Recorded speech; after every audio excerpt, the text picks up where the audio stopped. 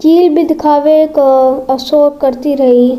دوسرے دن لومڑی جب جنگل میں پھر شکار کرنے چلی گئی اور واپس آئی تو ایک بچہ اور غائب پایا۔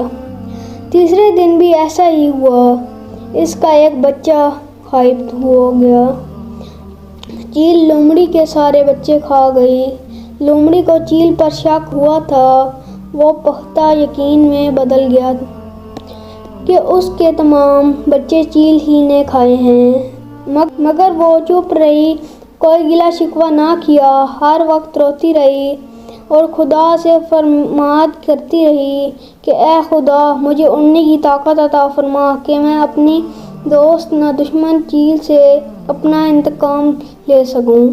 خدا نے لومڑی کی التجا سن لی اور چیل پر اپنا قہر نازل کیا۔ ایک روز بھوک کے ہاتھوں تنگ